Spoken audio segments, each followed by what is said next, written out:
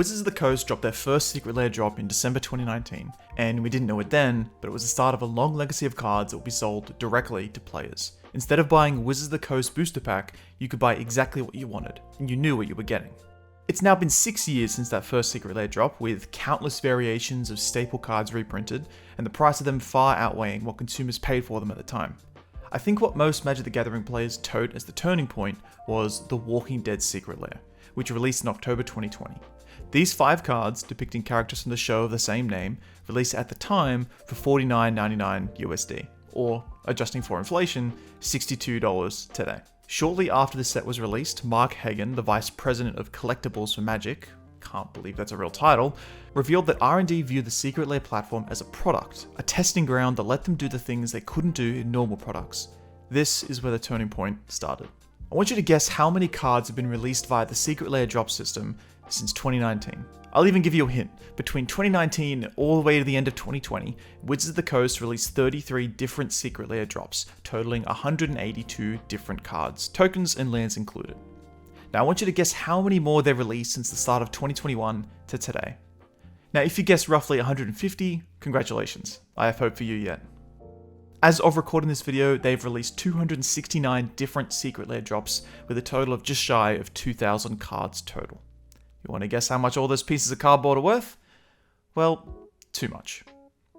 And that's not counting the shipping, the custom fees, or the very real possibility that your cards might show up warped like Pringles. That's right, over $36,000 if you wanted to collect every single card from every single Secret Lair drop since 2019.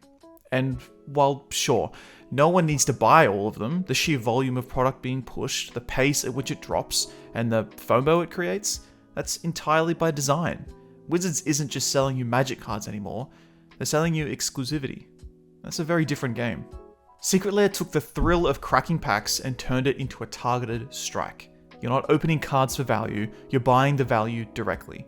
And yes, the upside is real. Take almost any one of the drops, they've appreciated like crazy. Cards like Teferi's Protection or Sliver Overlord in fancy alternate frames are now worth multiple times what they were originally sold for. It's become a collectible market within a collectible card game. And that's the hook. Not every Secret Lair is valuable, but any of them could be. It's just speculative enough to keep you coming back. But here's the thing. Secret Lairs aren't just reprints anymore. They're testing new mechanics, showcasing third-party IPs, and even launching mechanically unique cards that never see a traditional print run.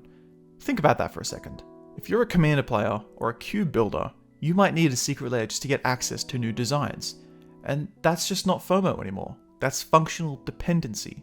And that, more than anything else, I think has reshaped the entire collector landscape of Magic. At its core, Secret Lair has quietly transformed Magic from a trading card game into a lifestyle brand. And that shift isn't just cosmetic, it's structural.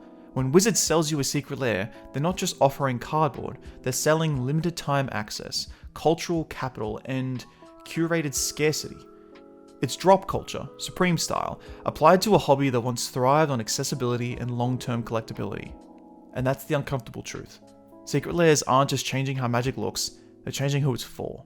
The player base is being subtly split between those who can keep up with the endless stream of exclusive releases and those left behind, waiting for a reprint that might never come. And this definitely applies to the sets that come out each year as well. Wizards of the Coast have been determined to squeeze out as much money as possible out of its consumers with the near constant release schedule, each and every set seemingly more powerful than the last. It's not just 4 standard sets anymore per year, it's Precons, Universes Beyond, Modern Horizons, Commander Masters, Jumpstart variations, and tie-in products like Lord of the Rings, Fallout, Assassin's Creed, or SpongeBob, all jammed into a single calendar year. There's barely time to understand one set before spoilers for the next are flooding your feed. For enfranchised players like myself, it's exhausting. For new players, it's overwhelming. And for everyone else, it's expensive. What used to be a manageable, seasonal release cadence has turned into a content fire hose. Cards are becoming harder to track, mechanics get power crept before they even see play, and I don't doubt that formats like Standard have suffered because no one can keep up with the pace, or afford to. And yet, Wizards keeps ramping it up. Why? Because it works. These rapid-fire releases drive constant engagement, constant spending, and constant hype cycles. But at what cost?